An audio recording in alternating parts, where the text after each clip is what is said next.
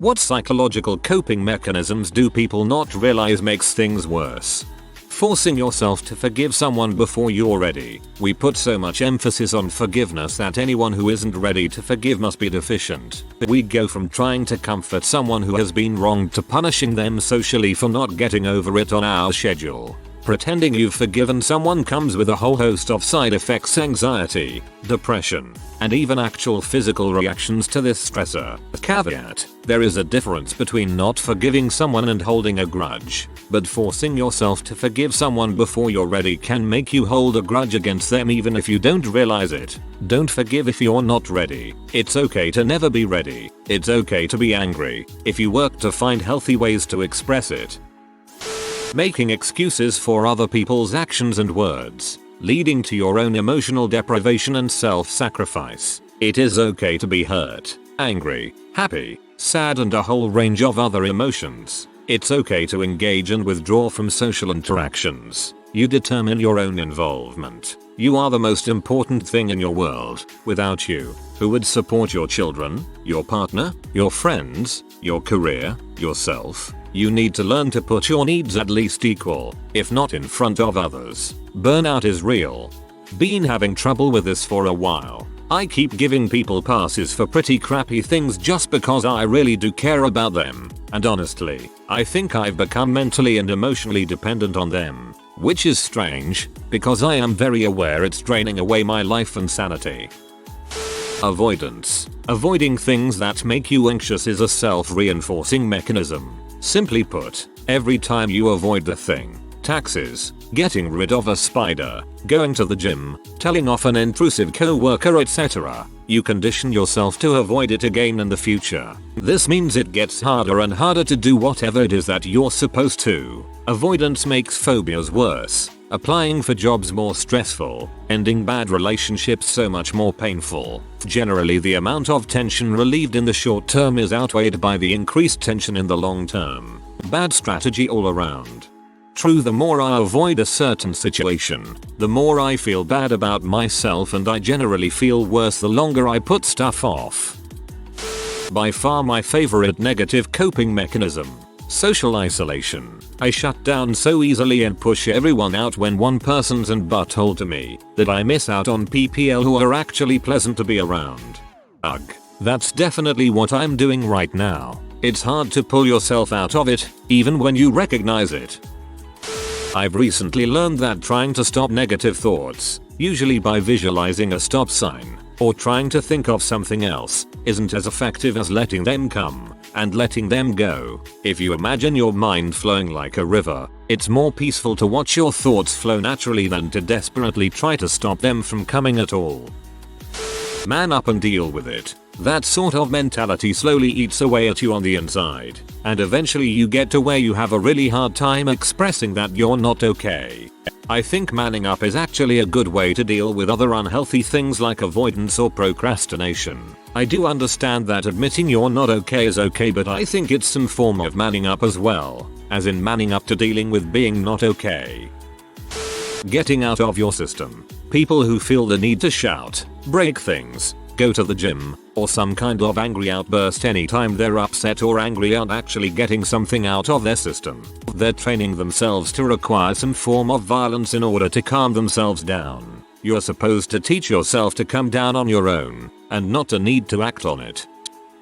Avoidance makes these worse. If you have social anxiety, and you avoid all social interactions, then you get to sit at home and be alone, and then you get depressed. So you've the social anxiety and the depression. Great combo. Disassociation is another bad one, as is repression, because you don't deal with the thing that is happening that is causing you distress, like a breakup. So say, someone like dumps you or cuts you out of their life for a while, and then they come back to be polite and say hi, or whatever, and because you have disassociated, you have no clue what is going on, and your response to their check-in is inappropriate and not based in reality at all. Then when the person who disassociated realized how inappropriately they responded to the crap ball that dumped them for a piece of pond scum, they are stuck dealing with the shame and embarrassment.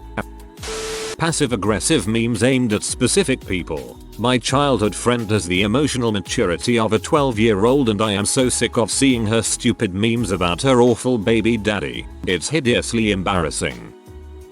I'm a fixer. I've been taking care of things my whole life, and it's really just enabling. On top of that unhealthy relationship, the rest of my family just thinks I'm bossy, because I did the dirty work of getting stuff done for the person I enabled. As soon as I quit fixing things, everyone got mad at me for being a jerk. I had to walk away for a while before everyone else realized how much I was covering. Spoiler, it was my mom. My dad was gone a lot while I was growing up and my responsibilities were helping out. It just never stopped until I put my foot down and then the fireworks started. I'm a mom now and I don't have time to be her parent on top of all my other stuff.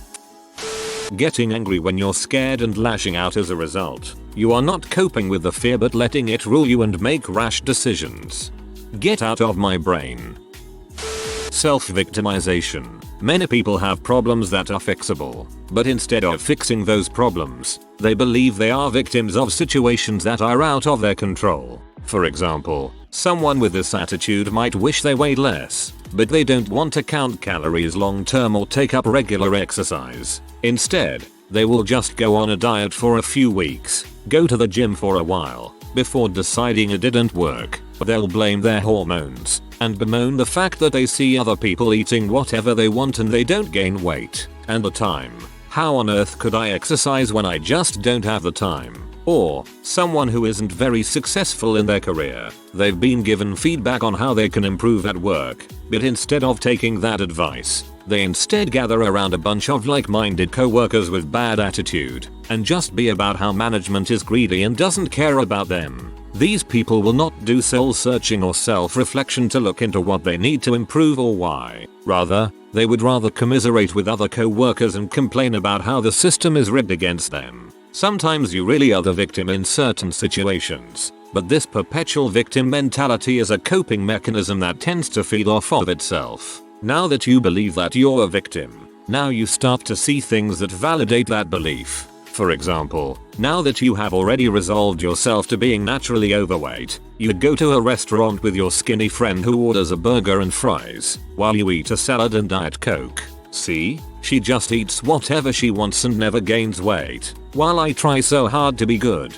And now that you have decided that your managers suck and don't pay you enough, when they promote another guy from within who has a good rapport with management, now your belief is validated. He's such a suck up. How can they promote him and not me? Obviously this place is just about favoritism, because you have victimized yourself. You don't see how that person may have contributed to the company, because all you're seeing is a greedy manager who just wanted to play favorites. With self-victimization, there is no ownership, no self-reflection as to where you're going wrong on anything. The knee-jerk to every problem a person like this faces is to go I can't because or it's not my fault. Because and they never see their own faults or recognize the role that they play in their own outcomes. A+. Sometimes you really are the victim in certain situations, and even then, you are really the only who can take responsibility to change or get out of the situation. This is the essentials of taking personal responsibility for yourself. Sex. Too much of it can take your energy, leaving you feeling hollow. I got to this point and had to cut off sex for a while. That is when I realized it was my coping mechanism for dealing with my breakup. I am already a sexual person and had a healthy approach to it, but there is a moment when it becomes too much where sex isn't fun anymore. Staying quiet. Staying quiet represses feelings which build into other feelings like anger, self-loathing, shame, wish I could have rolled a shoulder said something etc. Don't stay quiet. Talk. Even if you have to talk out loud to yourself, it helps to clear your mind and hear yourself so you can brainstorm or prepare better for when the time comes that you do decide to speak up or out. Listening to sad music when you're already sad. I do that and listen to Island of the Misfit Boy by Front Porch Step and it ruins me. It's never my fault. Number. Own up to your own inflicted, added and initiated mistakes. Do not fish for excuses. Learn to take a loss and take a ding against your pride once in a while. Because if people don't, they usually become narcissistic pricks who think they can do no wrong.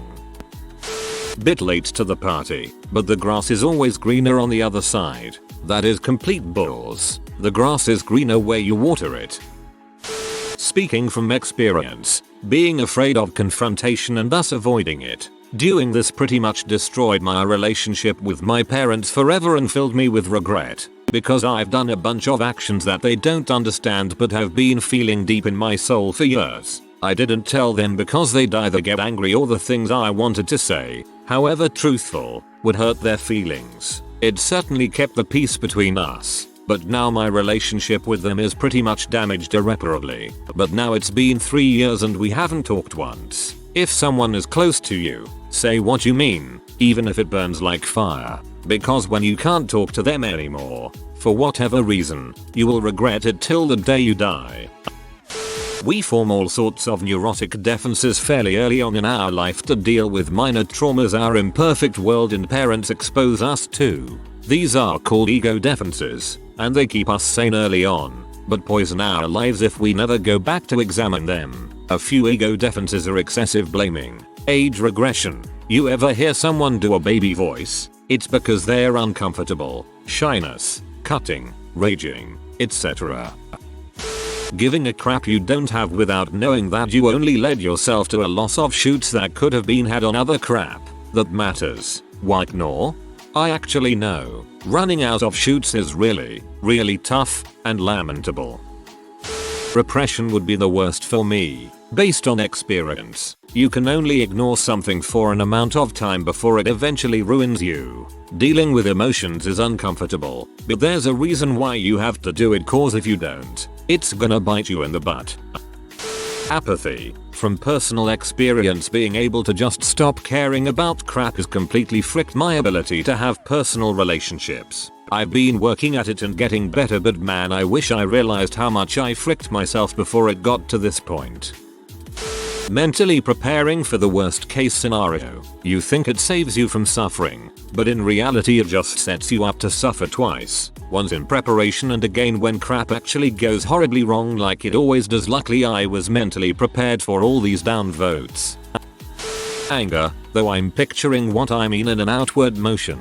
Like the sort of anger that fuels distance from the problem in your life. He is a freaking butthole, WHO hurt me, she is a BWHO betrayed me sort of things. It's natural, it's part of the grieving process, but a lot of people get hung up on it and use it to stoke their fires. That person is the problem. This other thing is all that is wrong in this situation. And then it happens again. And now these people hurt me. That gender is flawed. It just builds and doesn't fix anything. Fixing things often requires swallowing the bitter pill of realizing you are the common denominator in your repeated problems. It hurts to burn your hand on the stove, but maybe there was a step before there you missed that led you to getting burned. Turning the dialogue inward will help you way more in the long term than projecting outward. Hurling bricks thrown at you back at the problem as opposed to using them to build a wall between you or erode yourself out. Putting filters on photos, tons of makeup on to have more confidence. Today some of my classmates were showing me photos they took of themselves on Snapchat using those cutesy eye enlarging, face slimming, pore minimizing filters, and they didn't even look like the same people. I can't imagine that seeing yourself looking that good artificially is super helpful when you wake up every morning looking at the real you. Those filters drive me crazy. I wish they would go away. It changes your face so much. It's not even you.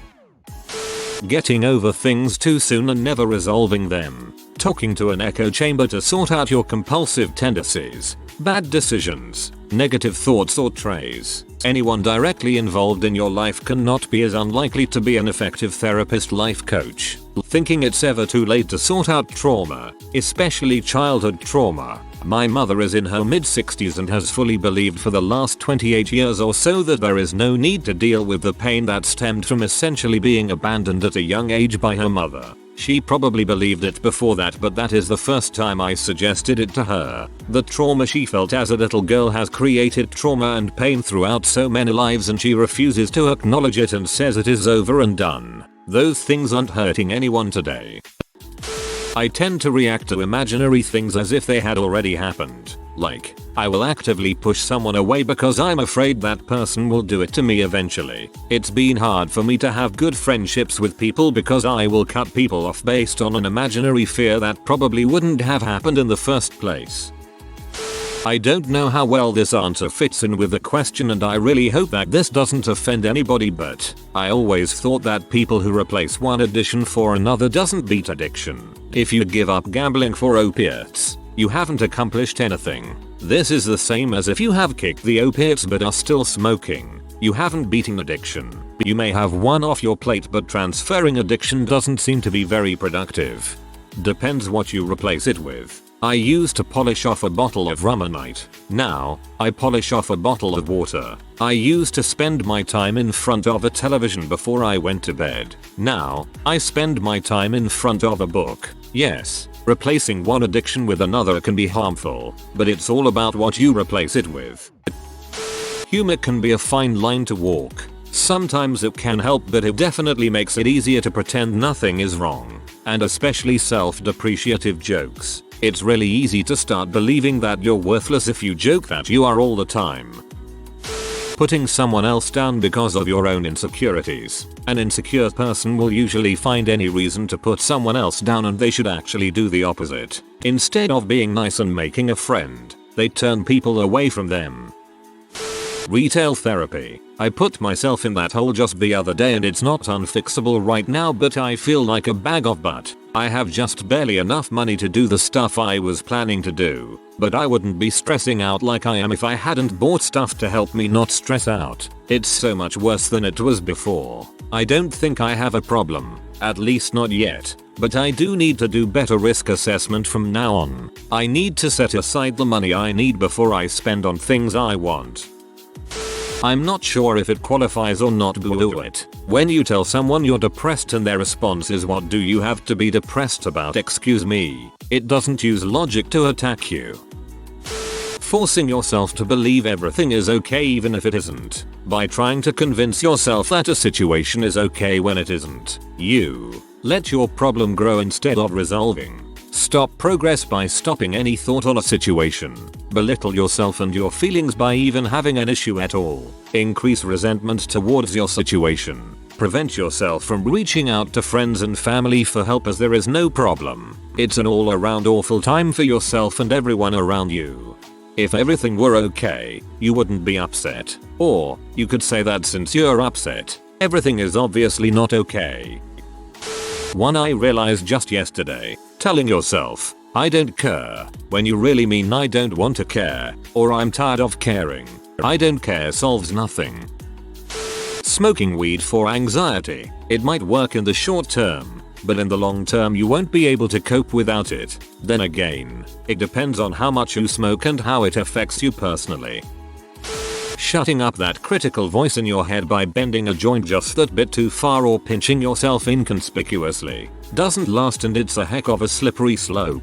If the only endorphins you can get are from your body's reaction to pain, talk to a doctor and nip that crap in the bud. That isn't how it's supposed to work. Retreat. If you are overwhelmed by something, if you can't deal with something, if you need help, for all that's sacred, please don't retreat into a bubble instead of reaching out. It may seem like too much to talk about what you're feeling, but not only is it there's a feeling often enough, but also is it really not making anything better to cut yourself off from people who could and would actually help. I'm getting overly emotional about something this person said that actually seems to be minor. Maybe it's better that I drop this for a day and react when I have calmed down a bit. Also me. Now let's spend the entire day thinking about why your overreaction was totally valid. Telling someone you're in a bad mood. My boyfriend often does that, and even when I'm not in a bad mood, asking me repeatedly why I'm in a bad mood really gets me into a freaking bad mood. Thinking about body pain. Like I had a bad burning on my fungus, but once I stopped thinking about the burn took like %50 of the pain away. Thinking about baseball or something else to delay ejaculation. This actually takes you out of your body awareness and makes it harder to feel your stage of arousal, so you don't feel your point of ejaculatory inevitability approaching. It's better to practice mindfulness and get familiar with your arousal cycle.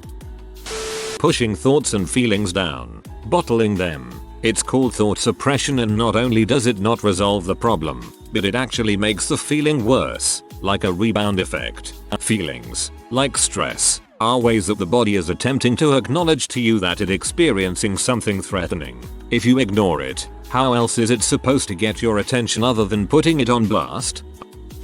Holding onto an opinion or preconception tighter and tighter the more it is disproven for fear of looking like you are wrong.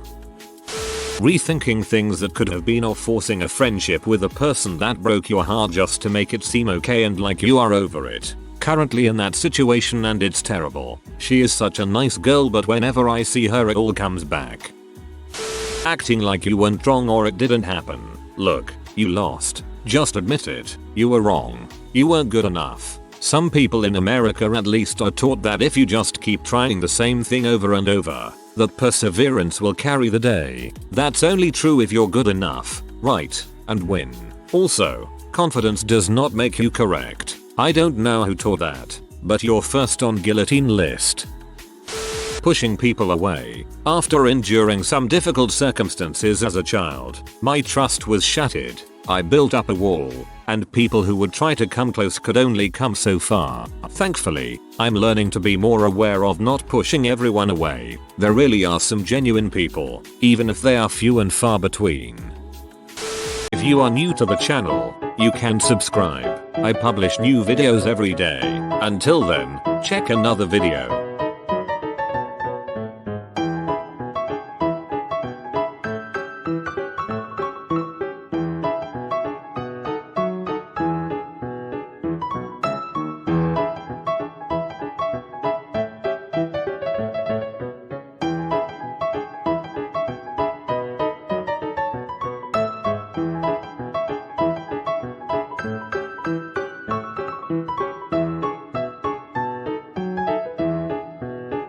Bye for now.